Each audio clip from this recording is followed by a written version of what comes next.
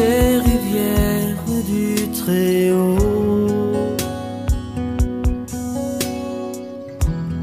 Douce la paix qui m'inonde quand s'assemblent tes troupeaux.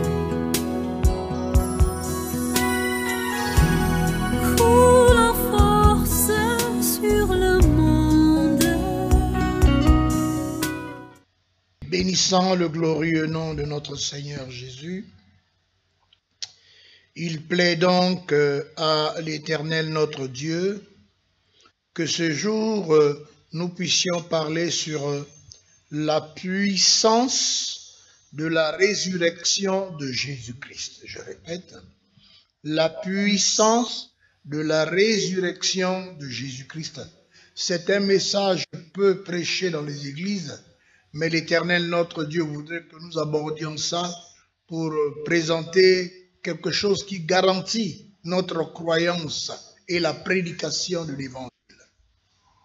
Je vais introduire par un texte dans 1 Corinthiens chapitre 15, les versets 12 à 19. Je reprends. 1 Corinthiens chapitre 15, les versets 12 à 19. Or, si l'on prêche que Jésus-Christ est ressuscité des morts, comment quelques-uns parmi vous disent-ils qu'il n'y a point de résurrection des morts? S'il n'y a point de résurrection des morts, Christ non plus n'est pas ressuscité. Et si Christ n'est pas ressuscité, notre prédication est vaine, et votre foi aussi est vaine. Il se trouve même que nous sommes des faux témoins à l'égard de Dieu, puisque nous avons témoigné contre Dieu qu'il a ressuscité Christ, tandis qu'il n'aurait pas ressuscité. Si les morts ne ressuscitent point, car si les morts ne ressuscitent point, Christ non plus n'est pas ressuscité. Et si Christ n'est pas ressuscité, votre foi est vaine. Vous êtes encore dans vos péchés, et par conséquent aussi ceux qui sont morts en Christ sont perdus. Si c'est dans cette vie seulement que nous espérons en Christ, nous sommes les plus malheureux de tous les hommes. Par une plume inspirée, l'apôtre Paul nous présente ce texte pour nous expliquer quelque chose. Lui, l'apôtre Paul, et tous les premiers apôtres qui ont été avec le Seigneur, qui ont vécu avec Jésus-Christ en chair, qui ont été formés par le Seigneur Jésus, eux, ils étaient témoins de la mort du Seigneur sur la croix du Calvaire, son ensevelissement et sa résurrection. J'ouvre une parenthèse pour dire que cela n'est jamais arrivé dans la vie des humains. Nous savons, bien aimés, qu'un homme naît un jour, grandit, devient une grande personne, et l'issue, bien aimé, c'est la dégradation de ce corps, et ensuite la mort. Les grands présidents de ce monde, les grands rois de ce monde, les ministres, les directeurs, qui ont vécu, tous sont passés par le tombeau, ils sont morts. Les grands gourous de ce monde, tous les grands prophètes de ce monde, ils ont vécu à la dégradation, ils sont morts, ils ont été ensevelis et leur corps est tombeau. Mais un seul tombeau est vide, c'est celui de notre Seigneur Jésus-Christ. Voilà, bien aimé, notre garantie. Et l'apôtre Paul dit, eux qui sont témoins de ces choses, ils prêchent la résurrection de Jésus. C'est-à-dire que si Jésus est venu vivre en chair, c'est pour prendre nos péchés, mourir sur la croix du Calvaire en sacrifice, et lorsqu'il est mort, pour que Dieu puisse valider la mort de Jésus pour le pardon de l'humanité, c'est la démonstration de la résurrection. C'est-à-dire qu'il est passé au travers de la mort. Et donc Dieu a validé le sacrifice de Jésus par la résurrection. Et les apôtres ont été témoins de ces choses, ils en parlent. Il prêche que Jésus-Christ est ressuscité. Et donc nous avons l'espérance. Nous avons l'espérance de croire en quelqu'un qui a vaincu la mort et qui est vivant aujourd'hui.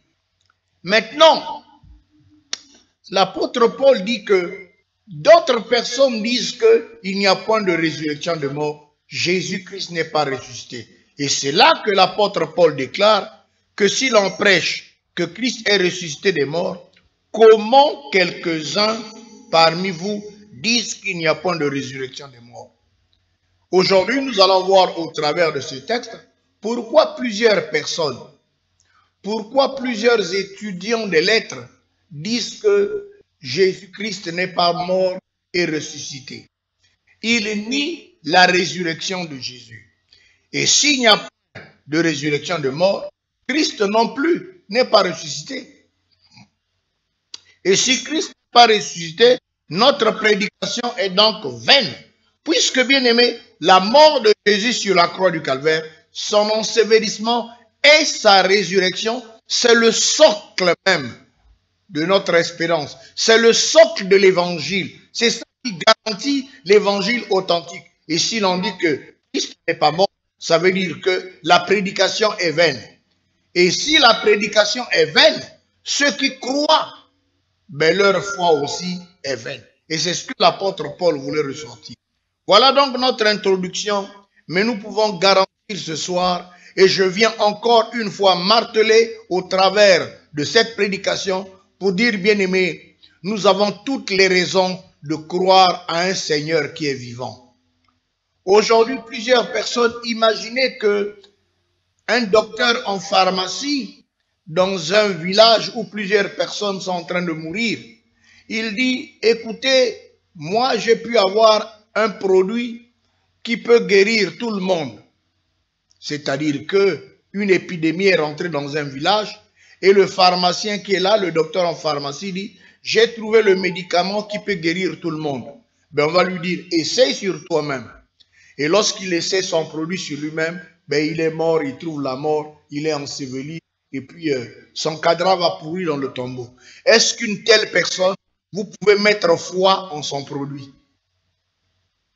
Et il y en a plusieurs qui sont venus comme ça. Il y en a un deuxième qui a parlé de son produit, un troisième, un quatrième. Et Jésus-Christ est le dernier pour dire, moi, j'ai vaincu la mort. Et j'apporte la solution, j'apporte la vie. Après la mort, vous vivrez. Et lui-même a testé la mort. Lui-même, il est passé par la mort. Et Dieu a validé et Jésus-Christ est vivant. Voilà, bien-aimés, en qui nous croyons. Parce que lui a vaincu la mort. Parce qu'il est ressuscité. Voilà pourquoi nous avons l'espérance, bien-aimés, en notre Seigneur Jésus-Christ. Mais avant de continuer cet enseignement, nous allons définir qu'est-ce que la résurrection. Pour mieux comprendre le thème de notre enseignement, la définition de la résurrection. La résurrection, c'est le retour à la vie après une mort précédemment connue et certifiée. C'est ainsi que la résurrection de Jésus-Christ, c'est le retour de Christ à une vie corporelle glorifiée, 3 jours après sa mort, et cela constitue avec la croix la base même de l'évangile. Le christianisme a sa racine et son fondement dans un fait solennel et de toute importance, la mort, l'ensevelissement et la résurrection de Jésus-Christ, notre précieux Sauveur. La résurrection du Messie a été annoncée depuis l'Ancien Testament. Jésus lui-même, en arrivant auprès des disciples, en a parlé, et après une mort dûment constatée, et toutes les précautions prises par les autorités de cette époque pour empêcher toute supercherie, les témoignages sont nombreux, nous allons en parler, et concordant, la résurrection de Jésus est la preuve de la vérité de notre croyance chrétienne et la démonstration que l'œuvre de Christ dans sa mort a été accomplie et validé par l'Éternel notre Dieu.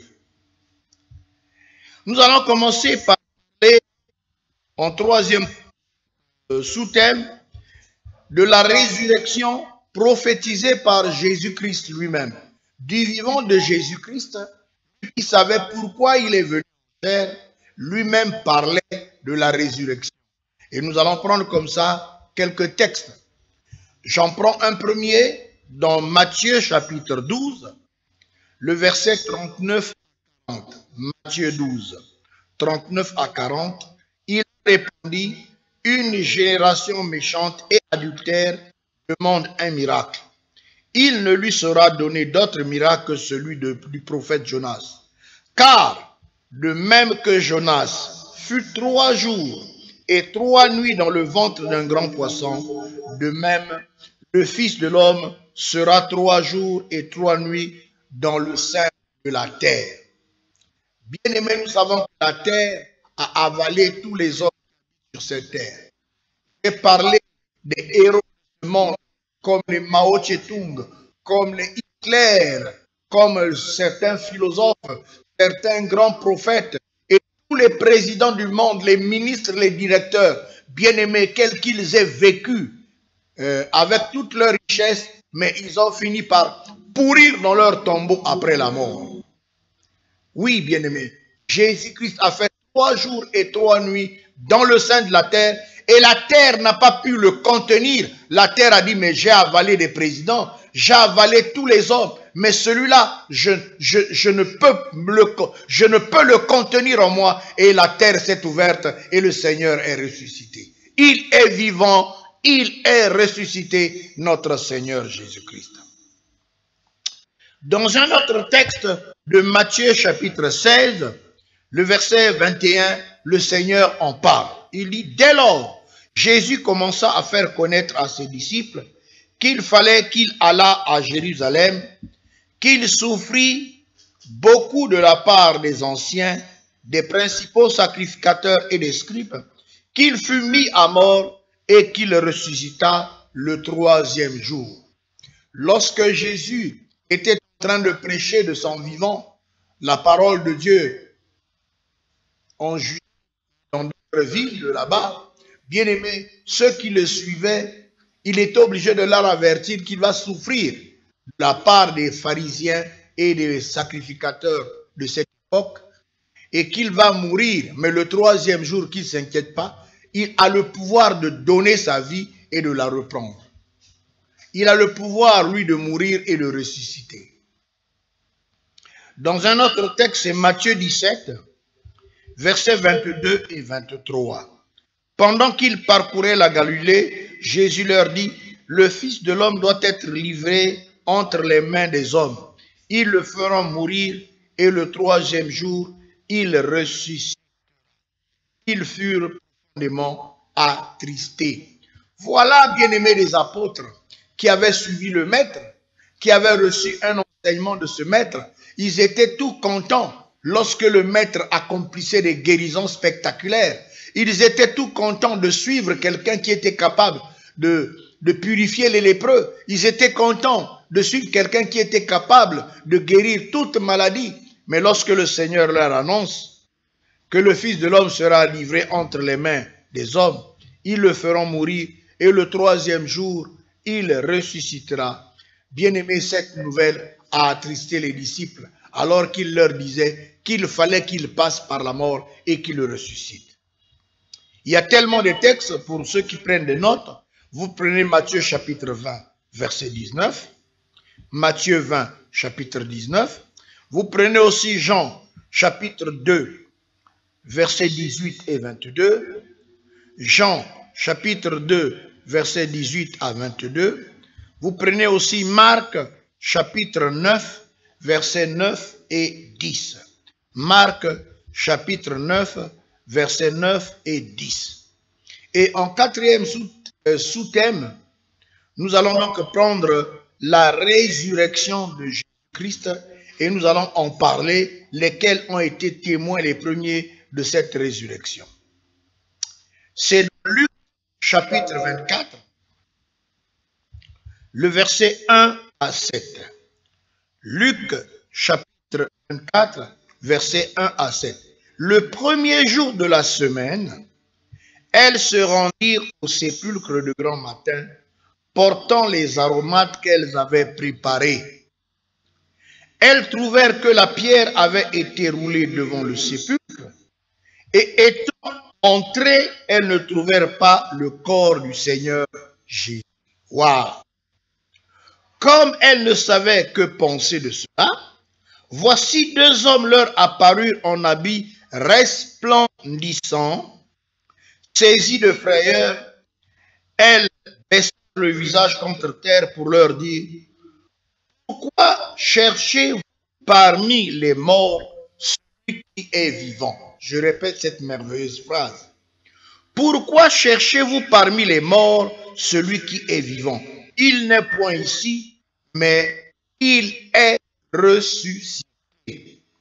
Souvenez-vous de quelle manière il vous a parlé lorsqu'il était encore en Galilée. Il disait: il faut que le Fils de l'homme soit livré entre les mains des pécheurs, qu'il soit crucifié et qu'il soit ressuscité le troisième jour. Elles se souvinrent de ces paroles de Jésus. À leur retour du sépulcre, elles annoncèrent toutes ces choses aux 11 et à tous les autres. Celles qui dirent ces choses aux apôtres étaient Marie de Magdala, Jeanne, Marie mère de Jacques et les autres qui étaient avec elle. Ils tinrent un discours pour des rêveries et ils ne crurent pas ces femmes. Voilà, bien aimé, le résultat de l'information que les premiers à recevoir l'information sur la résurrection, ce sont les apôtres. Pendant que Jésus était mort sur la croix du Calvaire, bien aimés, eux qui étaient constamment avec Jésus, ils se sont mis en marge de la société en s'enfermant dans la chambre haute. Ils étaient là en prière, craignant la foule, pour dire: ah, le Seigneur a été arrêté, jugé et mis à mort. Eh bien nous, on ne veut pas apparaître publiquement. Et ils étaient en prière dans la chambre haute. Mais lorsque Marie et l'autre Marie, mère de Jacques, et les autres qui étaient avec elle, ont pensé selon la coutume, à l'époque des Juifs, aller embaumer le corps. Elles ont amené les aromates. Elles se sont rendues au tombeau. Et lorsqu'elles arrivent au tombeau, quelle surprise! La pierre qui était à l'entrée du tombeau avait été roulée. Une grosse pierre avait été roulée. Et elle était donc, elle ne savait pas quoi penser de cela, pensant peut-être que quelques-uns étaient venus voler le corps du Seigneur. Et elle pensait beaucoup de choses. Mais elles sont entrées dans le tombeau et vont constater que c'était vide. Et là, bien aimé, leur apparut deux hommes en habits resplendissants. Ce sont les anges. Deux anges apparus à ces dames pour dire: pourquoi cherchez-vous parmi les morts celui qui est vivant? Je répète, pourquoi cherchez-vous parmi les morts celui qui est vivant? Il n'est point ici, il est ressuscité. Souvenez-vous ce qu'il vous disait. Et c'est là que c'est remonté en surface. Ces femmes se sont souvenues des paroles du Seigneur. Bien-aimés, il est vivant, il est ressuscité, notre Seigneur Jésus-Christ. Je répète que tous les hommes de ce monde, ensevelis à leur mort, leurs cadavres pourris dans le tombeau, et les présidents de ce monde, et les ministres, et les rois, et les grands prophètes, et les gourous, et les héros de ce monde comme les Hitler, les De Gaulle et tout ce monde, bien aimé, leur cadavre a pourri dans le tombeau. Et tous les grands prophètes de ce monde. Mais un seul tombeau est vide, celui de notre Seigneur Jésus-Christ. Et il n'y a pas que ces femmes-là qui l'ont constaté. Nous allons continuer notre enseignement et nous allons voir qu'est-ce que ça va s'aimer comme panique lorsque la société va apprendre cette nouvelle de la résurrection. Et lorsque ces femmes-là vont annoncer en premier les disciples qui étaient dans la chambre haute, les disciples ont dit: non, ces femmes-là, c'est des rêveries des femmes qui doivent être exaltées. Ils n'ont pas cru à l'information des femmes. Oui, bien-aimés, Une question très importante a été posée à ces femmes par ces deux anges et qui méritait une réponse. Pourquoi cherchez-vous parmi les morts celui qui est vivant? Qu'était-il passé et qui justifie la présence des anges de Dieu en ce lieu? Bien-aimés, quand l'Éternel notre Dieu a validé le sacrifice de Jésus qui est mort sur la croix à cause de nos péchés, parce que Jean-Baptiste avait dit, voici l'agneau de Dieu qui ôte le péché du monde. Et donc, il a pris sur lui nos péchés, nos mensonges, nos adultères. Et comme la justice de Dieu, c'est que le salaire du péché, c'est la mort, par substitution, Jésus est mort à notre place. Et Dieu a validé ce sacrifice. Voilà pourquoi deux anges sont venus annoncer qu'il n'est pas là parmi les morts. Il est ressuscité. Alors, bien-aimés, nous allons voir le premier témoignage qui est rapporté dans la Bible. Nous avons dit que c'est le témoignage des femmes sur la résurrection de Jésus-Christ. Nous prenons Matthieu 28 pour les lecteurs, Matthieu 28, 1 à 10. Après le sabbat, à l'aube du premier jour, Marie de Magdala et l'autre Marie allèrent voir le sépulcre. Et voici, il y eut un tremblement de terre. Waouh! Il y eut un tremblement de terre, car un ange du Seigneur, descendu du ciel, vint rouler la pierre et s'assit dessus. Son aspect était comme l'éclair et son vêtement blanc comme la neige. Les gardes tremblèrent de peur et devinrent comme morts. Mais l'ange prit la parole et dit aux femmes, pour vous ne craignez pas, car je sais que vous cherchez Jésus qui a été crucifié. Il n'est point ici, il est ressuscité comme il l'avait dit.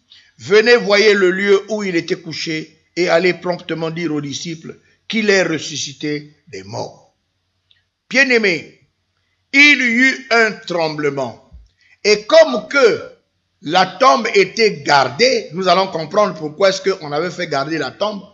Parce que les pharisiens, on dit, cet imposteur disait que lorsqu'il va mourir, le troisième jour, il va ressusciter.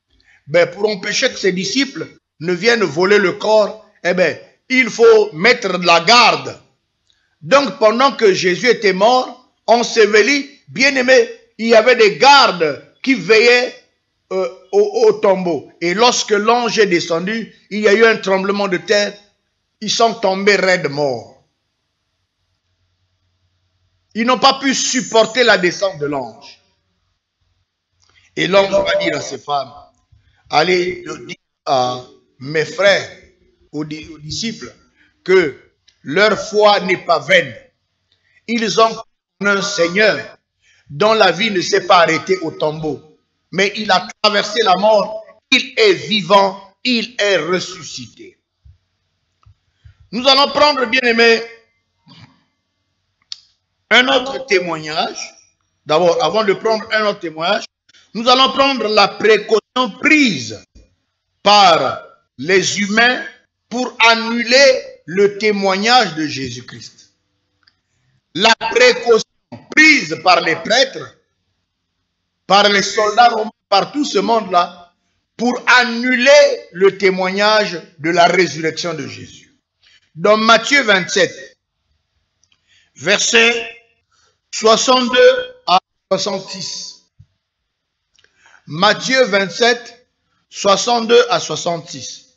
Le lendemain, qui était le jour après la préparation, les principaux sacrificateurs et les pharisiens allèrent ensemble auprès de Pilate et dirent, « Seigneur, nous nous souvenons que cet imposteur a dit, quand il vivait encore, après 3 jours, je ressusciterai. » Lui-même en parlait et il trouve que c'est un imposteur. Ordonne donc que le sépulcre soit gardé jusqu'au 3e jour, afin que ses disciples ne viennent pas dérober le corps. Voilà les précautions que les païens vont prendre pour garder le corps. Et dire au peuple, il est ressuscité. cette dernière imposture serait pire que la première. Pilate leur dit, vous avez une garde, allez gardez-le comme vous l'entendez. Ils s'en allèrent et ils s'assurèrent du sépulcre au moyen de la garde après avoir scellé la pierre. Donc c'est ces soldats-là qui avaient scellé la pierre et une grande pierre qu'ils avaient mis à l'entrée du sépulcre et ils étaient en train de garder là pour pas que Jésus ressuscite, qu'on ne vienne pas voler son corps pour dire qu'il est ressuscité. Voilà donc, bien aimés, les précautions sataniques prises par les pharisiens et les principaux sacrificateurs. Ils craignaient que la nouvelle de la résurrection se fasse entendre. Et ils ont dit non, non, non, non, il faut qu'on garde le sépulcre pour pas que quelque chose se passe. Alors, nous allons aussi voir une autre précaution. Et je disais que la résurrection est une chose qui effraie les ennemis de la croix. Et il leur faut tout faire pour anéantir cette puissance qui est la résurrection. Voilà pourquoi les principaux sacrificateurs et les pharisiens vont repartir chez Ponce Pilate pour exiger que le tombeau de Jésus soit gardé et sécurisé de toute manière sous prétexte d'éviter une autre imposture. Comprenons-nous que le diable ne supporte pas la résurrection qui prouve sa défaite. Bien aimé, ainsi donc le tombeau de Jésus était gardé par les soldats de la garde et par les démons de Satan. Donc par les soldats et les démons, ils gardaient le tombeau. Mais malgré cela, nous prenons une autre précaution prise pour annuler le témoignage de la résurrection de Jésus. Une autre précaution prise pour annuler le témoignage de la résurrection de Jésus. Nous sommes dans Matthieu 28, le verset 11 à 15. Matthieu 28, 11 à 15. Pendant qu'elles étaient en chemin, quelques hommes de la garde entrèrent dans la ville et annoncèrent aux principaux sacrificateurs tout ce qui était arrivé. Ça, c'est les gardes qui étaient dans le tombeau. Et quand il y a eu tremblement de terre et que l'ange est descendu, ils étaient tombés là. Et après, ils se sont relevés quelques minutes après et ils ont couru l'annoncer que non, il y a danger. Jésus est réellement ressuscité. Écoutez la précaution qui va être prise pour annuler cela. Pendant qu'elles étaient en chemin, quelques hommes de la garde, qui gardaient le tombeau, entrèrent dans la ville et annoncèrent aux principaux sacrificateurs tout ce qui est arrivé. Ceux-ci, après s'être assemblés avec les anciens et avoir tenu conseil, aux soldats une forte somme d'argent. Oh, suivez bien aimé. Ceux-ci, après s'être assemblés avec les anciens et après avoir tenu conseil, donnèrent aux soldats une forte somme d'argent, disant, dites, ces disciples sont venus de nuit le dérober pendant que nous dormions. Si le gouverneur l'apprend, nous l'apaiserons et nous vous tirerons de peine. Les soldats prirent l'argent et suivirent les instructions qui leur furent données. Et ce bruit s'est répandu parmi les Juifs jusqu'à ce jour. Et ce bruit s'est répandu parmi les Juifs jusqu'à ce jour. Donc, il fallait financer les gardes. Pourtant, les gardes étaient témoins de la résurrection. Mais quand ils sont allés rendre compte aux sacrificateurs que ce monsieur-là est ressuscité, ils leur ont donné l'argent. Ils disent non, il faut détourner l'attention. Que l'humanité ne comprenne pas, ne croit pas à la résurrection. Prenez une forte somme d'argent, allez dire que non, ses disciples, pendant que nous on dormait, sont venus voler le corps. Ils sont allés l'enterrer ailleurs. Bien aimé, aujourd'hui, il y a des films. Aujourd'hui, il y a des journaux, il y a des livres qui sont écrits. Il y a des films qui se tournent pour détourner l'attention de l'humanité sur la résurrection de Jésus. On dit ce bruit-là s'est répandu parmi les Juifs jusqu'à ce jour. Voilà comment, bien aimé, notre société, notre monde d'aujourd'hui ne croit pas à la résurrection de Jésus. Mais les apôtres qui avaient reçu la première information, qui avaient traité les femmes de rêverie, de femmes exaltées, après quelques conseils parmi eux, ils ont dit non. Il faut que nous-mêmes, on aille s'assurer de l'information que ces femmes-là nous ont donnée. Et les apôtres vont prendre la décision d'envoyer 2 apôtres pour s'assurer de l'information. Et nous sommes donc, c'est la vérification par les apôtres Pierre et Jean pour confirmation de la résurrection de Jésus.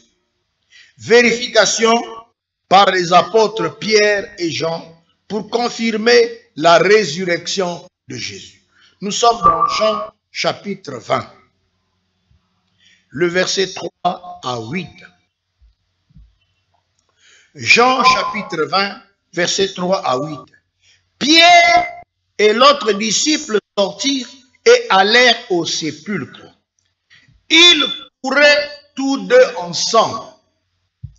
Mais l'autre disciple courut plus vite que Pierre et arriva le premier au sépulcre. Et s'étant baissé, il vit les bandes qui étaient à terre, cependant il n'entra pas. Les 2 disciples étaient en train de courir, mais l'autre, Jean, est plus jeune, a couru plus vite. Et Pierre, avec la culpabilité d'avoir renié le Seigneur, vous vous rappelez du Seigneur, a dit, toi aussi tu es avec lui. Non. Et il se demandait, mais je vais aller vérifier, mais lorsque je le verrai, j'aurai honte, parce que je l'avais trahi. Et donc dans sa culpabilité, puis sa vieillesse, donc sa course était ralentie. Et donc le premier Jean qui va arriver, il arrive devant le tombeau, il n'entre pas. Suivez bien aimé. Jean le premier arrive devant le tombeau, la Bible dit il n'entre pas. Il s'abaisse et depuis dehors, il aperçoit seulement les bandes. Et sa foi, sa croyance est un peu douteuse. Mais lorsque Pierre, qui courait lentement, arrive, nous allons le lire, Simon Pierre qui le suiva, arriva et entra dans le sépulcre. Waouh! La différence avec Jean, Jean n'est pas entré. Mais Simon Pierre qui le suiva, arriva et entra dans le sépulcre. Il vit les bandes qui étaient à terre et le linge qu'on avait mis sur la tête de Jésus. Jean qui était dehors n'entra pas. Il s'est abaissé. Il ne vit que les bandes par terre. Mais Pierre qui arrive après est entré. Il vit et les linges et les bandes qui étaient par terre et le linge qui avait couvert Jésus. Non pas avec les bandes, mais plié dans un lieu à part. Il va s'écrier depuis le tombeau, réellement ressuscité. Jésus est réellement ressuscité. Et pendant qu'il est en train de s'exclamer, regardez la réaction de Jean. Jean qui n'était pas entré va décider lui aussi d'entrer. Alors, l'autre disciple qui était arrivé le premier au sépulcre entra aussi. Ouh! J'acclame l'Éternel, notre Dieu. Alors l'autre disciple qui était arrivé le premier au sépulcre entra aussi et il vit et il crut. L'autre disciple qui était arrivé le premier au sépulcre entra aussi et il vit et il crut. Bien-aimés, comment recevez-vous cette bonne nouvelle? De quel côté allez-vous vous ranger? Ne négligez pas cette information en demeurant insensible. Décidez-vous de vérifier l'authenticité de cette nouvelle. Bien-aimés, lorsque nous voyons comment s'est comporté Pierre et Jean, bien-aimés, ils ont eu la preuve de la résurrection du Seigneur Jésus. Jean au départ était resté dehors. Pierre est entré. Bien-aimé, il a vu les bandes et il a vu le linge. Et quand il a crié, en voyant le linge et les bandes qui couvraient le visage, il dit, il est vivant, il est réellement ressuscité. L'autre disciple qui était dehors est entré. Il a vu, la Bible dit, et il a cru. Bien-aimé, un simple regard à l'extérieur du tombeau ne te donne pas la conviction. Je répète, un simple regard de l'extérieur du tombeau ne te garantit pas, ne te donne pas la conviction. Il faut entrer dans le tombeau du Seigneur et voir les bandes et le linge. Bien-aimé, nous allons regarder, bien-aimé, l'un courait plus vite que l'autre, c'est bien, mais en arrivant sur les lieux, il se contente de s'abaisser et vit les bandes qui étaient à terre. Cependant, il n'entra pas dans le sépulcre. Pourquoi? Le résultat est que Jean qui resta hors du tombeau ne crut pas aussitôt à la résurrection du Seigneur Jésus. Mais l'autre qui suivait, c'est-à-dire Pierre, arriva à son tour et entra dans le sépulcre. Il vit lui aussi les bandes qui étaient à par terre et le linge qu'on avait mis sur le visage de Jésus. Et bien aimé, lorsqu'il s'écria, c'est là que l'autre disciple est rentré et a vu. Bien aimé, que représentent les bandes qui étaient par terre? Dans Jean 11, 44, on nous dit que c'était la coutume en Israël, le mort, quand quelqu'un mourait, eh bien, il avait les pieds et les mains liés de bandes, comme Lazare, dans Jean 11, 44. Donc, quand quelqu'un mourait, on l'attachait les bandes, les pieds et les mains. Mais le linge, toujours dans Jean 11, 44, dans l'histoire de Lazare qui était ressuscité, le visage était enveloppé d'un linge. Le visage était enveloppé d'un linge. Le linge qu'on appelle autrement suaire. Les Juifs adoptaient cette coutume. Ils recouvraient d'un linge la tête des morts pour l'ensevelir. La tête d'un homme mort ne devrait pas être recouverte du linge et au linge de la tête d'un mort serait une grande profanation. Et bien aimé, voilà comment est-ce que eux sont revenus vers les autres apôtres pour attester ce que ses sœurs Marie de Magdala, Marie mère de Jacques et des autres femmes avaient rapporté la nouvelle comme quoi il est vivant, il est réellement ressuscité. Et nous allons voir, bien aimé, toujours dans cet enseignement sur la résurrection de Jésus, pendant que Pierre et Jean leur rapportent la nouvelle. Bon, certains étaient dans le doute, d'autres, mais nous allons voir comment est-ce que vont se comporter les disciples de Jésus à l'annonce de sa résurrection par lui-même Jésus qui va apparaître au milieu d'eux. Jésus lui-même ressuscité dans un corps glorieux va apparaître à la chambre haute. Et nous commençons par Jean chapitre 20, versets 19 à 23. Là, il y avait un absent, c'était Thomas, l'incrédule. Lui n'était pas là. Il n'y avait que les autres. Thomas était absent. Jean 20, 19 à 23. Le soir de ce jour, qui était le premier jour de la semaine, les portes du lieu où se trouvaient les disciples étaient fermées à cause de la crainte qu'ils avaient des Juifs. Jésus vint se présenter au milieu d'eux et leur dit, « La paix soit avec tous. » Et quand il eut dit cela, il leur montra son côté. Les disciples firent la joie en voyant le Seigneur. Jésus leur dit de nouveau, « La paix soit avec vous. Comme le Père m'a envoyé, moi aussi je vous envoie. » Après ces paroles, il souffla sur eux et leur dit, « Recevez le Saint-Esprit. Ceux à qui vous pardonnerez les péchés, ils leur seront pardonnés. Et ceux à qui vous les retiendrez, ils leur seront retenus. » Bien-aimé, Jésus est mort sur la croix du Calvaire. Sacrifice parfait. Lui qui n'a pas commis de péché, lui qui a le sang précieux, qui est mort à la place des hommes. Bien-aimé, Dieu a validé ce sacrifice. Désormais, tous ceux qui croient en lui obtiennent le pardon du péché. C'est ça que Jésus dit maintenant là. que je suis glorifié, allez prêcher, allez annoncer le pardon des péchés à l'humanité entière. Bien-aimé, lorsque Thomas qui était absent arrive, les autres vont lui raconter, le maître était là, il est réellement ressuscité. Nous allons voir son comportement. Thomas étant présent, il est arrivé après, toujours dans Jean chapitre 20, nous allons voir les versets 24 à 29. Versets 24 à 29. Thomas, appelé Didyme, l'un des 12 n'était pas avec eux lorsque Jésus vint. Les autres disciples dirent donc, nous avons vu le Seigneur.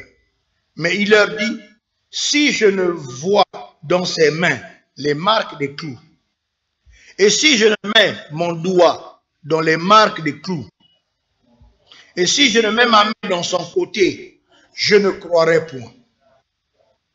8 jours après, les disciples de Jésus étaient de nouveau dans la maison. Thomas se trouvait avec eux. Jésus vint, les portes étant fermées, se présenta au milieu d'eux et dit, la paix soit avec vous.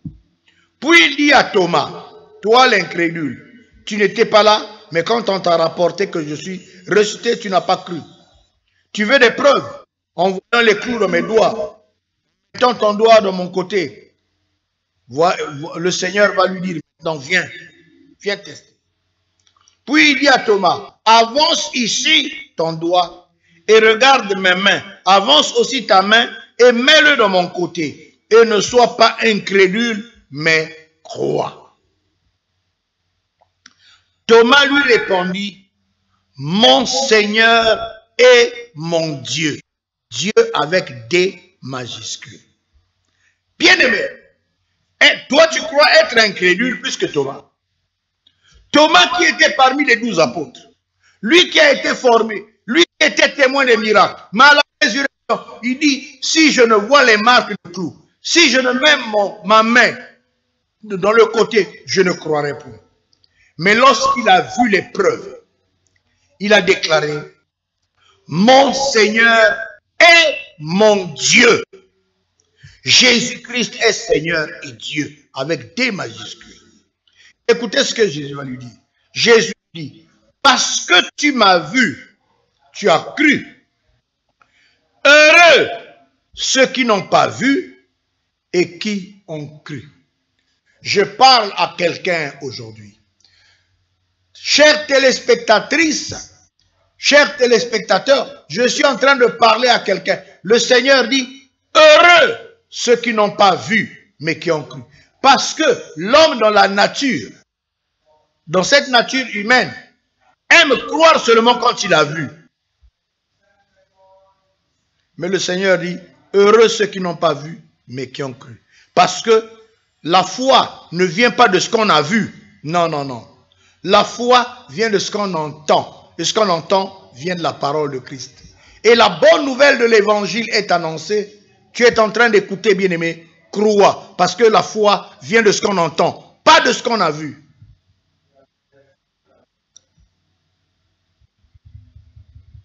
Voilà, bien-aimé, comment est-ce que nous est rapporté le témoignage sur la résurrection du Seigneur. Et là, bien-aimé, après la Pentecôte, selon la promesse que le Seigneur avait donnée aux apôtres, ils ont été remplis du Saint-Esprit, ils ont été équipés, ils ont reçu le potentiel du surnaturel pour aller être témoins partout. Et nous allons voir le témoignage des apôtres après avoir reçu le Saint-Esprit. Le témoignage et la prophétie sur la résurrection de Jésus. Actes chapitre 2, versets 29 à 33. Actes chapitre 2, versets 29 à 33. Hommes, frères, qu'il me soit permis de vous dire librement au sujet du patriarche David qu'il est mort, comme tous les autres hommes, qu'il a été enseveli et que son sépulcre existe jusqu'à aujourd'hui parmi nous. Comme il était prophète et qu'il savait que Dieu lui avait promis avec serment de faire asseoir un de ses descendants sur son trône, c'est la résurrection de Christ qui a qu'il a prévue. Vous suivez bien? C'est la résurrection du Christ qu'il a prévue et annoncé en disant qu'il ne serait pas abandonné dans le séjour des morts et que sa chair ne verrait pas la corruption. C'est ce Jésus que Dieu a ressuscité. Nous en sommes témoins. Élevé par la droite de Dieu, il a reçu du Père le Saint-Esprit qui avait été promis. Il l'a répandu comme vous le voyez et l'entendez.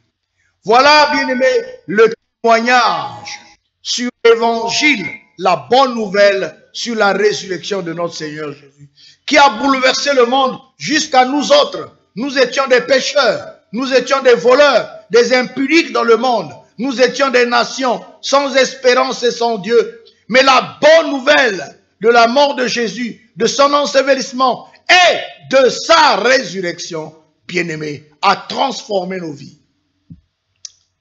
Oui, bien-aimés. Et aujourd'hui, bien-aimés, nous sommes en train de reprendre cette bonne nouvelle pour amener au salut tous ceux qui écoutent la bonne nouvelle. Un autre texte, Actes chapitre 4, verset 33. Actes chapitre 4, verset 33. Les apôtres rendaient avec beaucoup de force témoignage de la résurrection du Seigneur Jésus et une grande grâce reposait sur eux. Prédicateurs aujourd'hui, apôtres, prophètes, docteurs, évangélistes, pasteurs, voilà le message à annoncer. Avec force, la résurrection de notre Seigneur. Pour bouleverser le monde, pour changer des vies. Il n'y a pas un autre message. C'est celui de Christ qui est mort sur la croix, qui a été enseveli et qui est ressuscité selon les Écritures. Bien-aimés, nous ne vous cachons pas que le message de la résurrection de Jésus-Christ énerve les autres religieux. D'autres religions qui ne croient pas en la résurrection, ça leur énerve, ça leur fait irriter. Nous en avons la démonstration dans le livre de Actes, chapitre 4, verset 1 à 4. Actes 4, 1 à 4. Tandis que Pierre et Jean parlaient au peuple, suivèrent les sacrificateurs, le commandant du temple et les Sadducéens, mécontents de ce qu'ils enseignaient le peuple et annonçaient en la personne de Jésus la résurrection des morts. C'est des religieux, mais ils sont mécontents. Nous ne sommes pas surpris de voir plusieurs religions s'attaquer à la résurrection, de ne pas croire à ça. Mécontents de ce qu'ils enseignaient le peuple et annonçaient en la personne de Jésus la résurrection des morts. Ils mirent la main sur eux et les jetèrent en prison jusqu'au lendemain, car c'était déjà le soir. Cependant, beaucoup de ceux qui avaient entendu la parole crurent, et le nombre des hommes s'élève à environ 5000. Waouh! À une prédication sur la résurrection, 5000. Oui, bien-aimé, ça ne s'arrête pas là. L'humanité s'attaque au message sur la résurrection. Et il y en a d'autres faux prédicateurs qui disent que la résurrection est arrivée. Et donc une manière de déformer. Nous allons le voir dans 2 Timothée, chapitre 2, versets 15 à 19. 2 Timothée, chapitre 2, versets 15 à 19. Efforce-toi de te présenter devant Dieu comme un homme éprouvé, un ouvrier qui n'a point à rougir, qui dispense droitement la parole de la vérité. Évite les discours vains et profanes, car ceux qui les tiennent avanceront toujours plus dans l'impiété, et leur parole rongera comme la gangrène. Ce nombre sont Hyménée et Philette, qui se sont détournés de la vérité en disant que la résurrection est déjà arrivée et qui renversent la foi de quelques-uns. Néanmoins, le solide fondement de Dieu reste debout. Avec ses paroles qui servent de sceau, le Seigneur connaît ceux qui lui appartiennent. et quiconque prononce le nom du Seigneur s'éloigne de l'iniquité. En dehors de la résurrection de Jésus, une promesse est donnée, c'est la résurrection de l'Église lors de l'enlèvement. Oui, il y en a qui disent que la résurrection est déjà arrivée. Mais si la résurrection était déjà arrivée, pourquoi nous, chrétiens, nous sommes encore sur terre, nous ne sommes pas encore enlevés? Bien-aimés, attention aux prédicateurs qui annoncent que l'enlèvement a été déjà fait. La résurrection a déjà été faite. Il ne faut pas croire à ce message. Et pour plusieurs personnes qui ne comprennent pas le sens du baptême, il faut que je l'explique. Bien-aimés, lorsque nous avons cru au Seigneur Jésus, Jésus a dit à ceux qui croient, ben, il faut les baptiser au nom du Seigneur Jésus. Même le baptême, là, ce n'est pas la purification des souillures du corps, non. Le baptême est relatif avec la mort, l'ensevelissement et la résurrection de Jésus pour marcher en nouveauté de vie. Voilà la signification du baptême. Lorsqu'on te plonge dans l'eau, tu es mort et enseveli avec Jésus. Lorsqu'on t'en ressort, tu es ressuscité pour marcher en nouvelle vie. Bien-aimé, c'est un symbole, mais il est efficace, il est puissant. Nous allons le lire dans Romains chapitre 6. La lecture est longue, mais on va s'arrêter sur certains passages. Vous lirez donc Romains chapitre 6, versets 3 à 14. Nous tous qui avons été baptisés en Jésus-Christ, c'est en sa mort que nous avons été baptisés. Hein, ça commence là.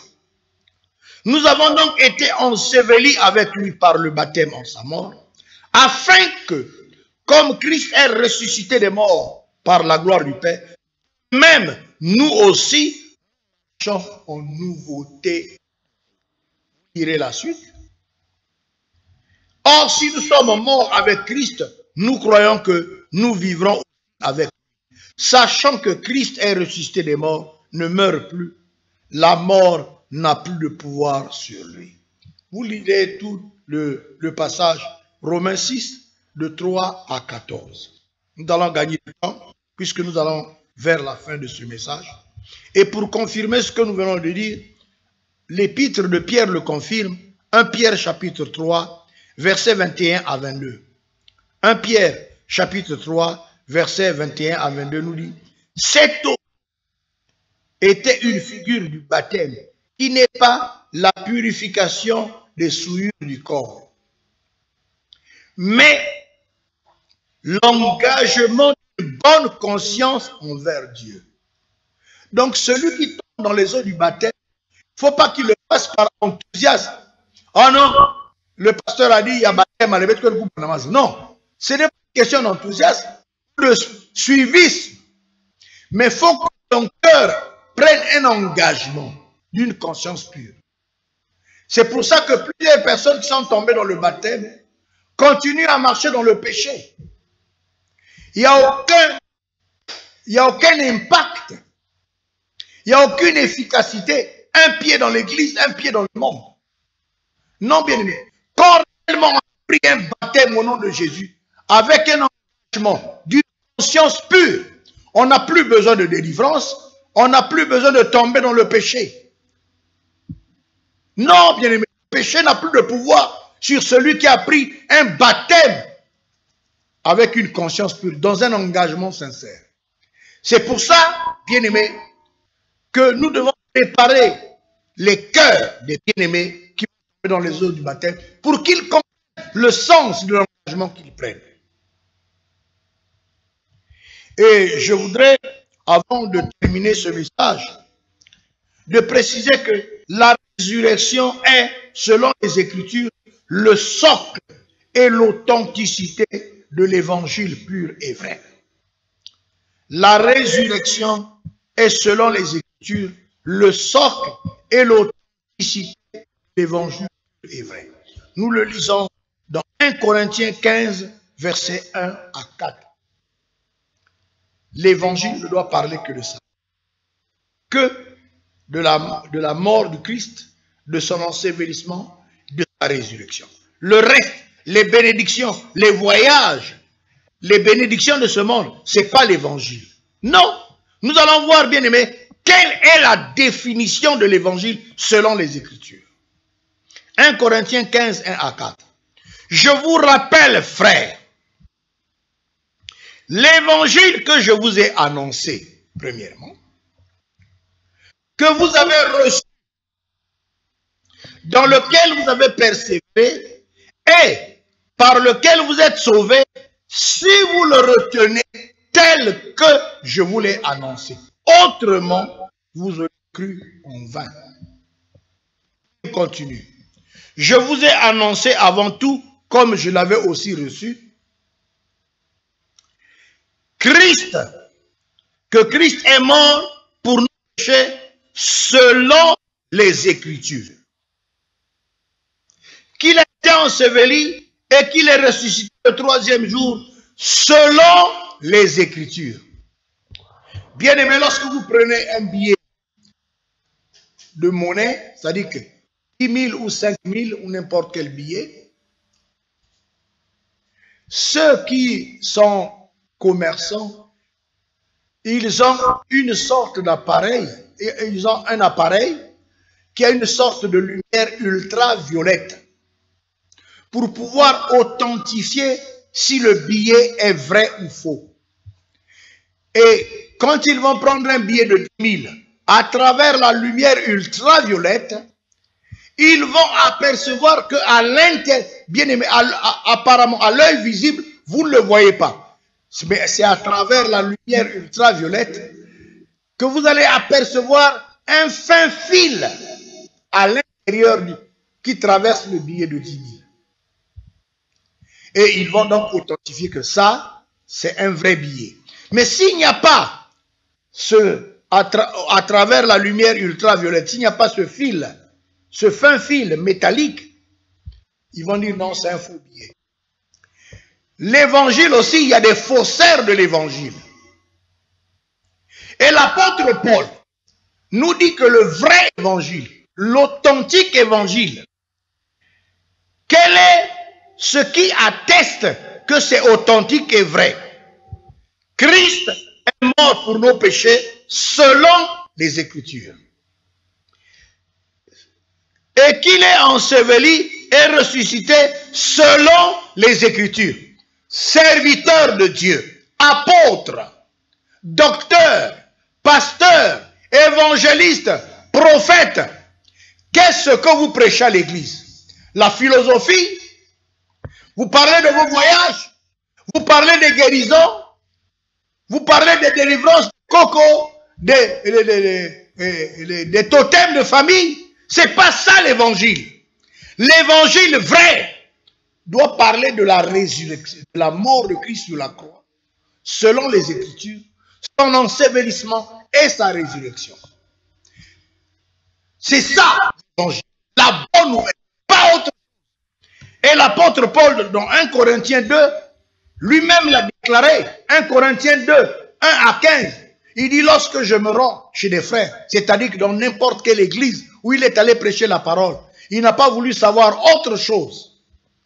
Il ne prêchait pas un autre thème que Jésus-Christ, et alors Jésus-Christ crucifié. Et c'est là, bien aimé, il parle même de l'état dans lequel il prêchait l'évangile, dans un état de crainte et tremblement. Mais nous, les prédicateurs d'aujourd'hui, on est hautain, orgueilleux pendant qu'on présente l'évangile.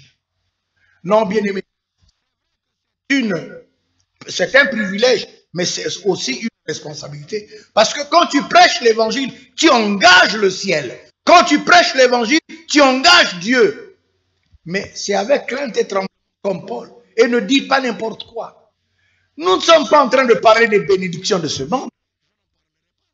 Nous ne sommes pas en train de parler des voyages, des mariages. Non, bien-aimé. Présenter Christ, qui est mort sur la croix du Calvaire, enseveli et ressuscité le troisième jour. Voilà l'évangile qui change les vies, l'évangile qui transforme. Je m'en vais, bien-aimé, maintenant conclure le message. Et en conclusion de notre message, je prendrai le texte de Actes chapitre 10, versets 39 à 43. Actes chapitre 10, versets 39 à 43. Les apôtres disent, nous sommes témoins de tout ce qu'il a fait dans le pays des Juifs et à Jérusalem, et ils l'ont tué en le pendant au bois. Dieu l'a ressuscité le 3e jour, et il a permis qu'il apparût, non à tout le peuple, mais aux témoins choisis d'avance par Dieu, à nous qui avons mangé et bu avec lui, après qu'il fut ressuscité des morts. Bien-aimés, aujourd'hui le monde entier célèbre la résurrection de Jésus sans le comprendre ni le croire. Nombreux célèbrent la résurrection du Seigneur sans le comprendre. Tous les grands hommes de ce monde sont morts, ne sont jamais revenus à la vie corporelle. Tous les grands leaders de ce monde sont morts et ne sont jamais revenus à la vie. Les présidents des républiques, les rois des royaumes, bien-aimés, aucun de leur cadavre a pourri dans le tombeau, comme tous les hommes. Moi aussi, le jour que je vais mourir, mon cadavre a pourri. J'attendrai la résurrection pour l'enlèvement. Mais un seul tombeau, comme je l'ai dit, est vide. C'est celui de notre Seigneur Jésus-Christ. Parce qu'il est vivant, il est ressuscité. Voilà notre garantie, bien-aimé. Je ne peux que croire en quelqu'un qui a donné la preuve de sa seigneurie. Que Dieu vous bénisse.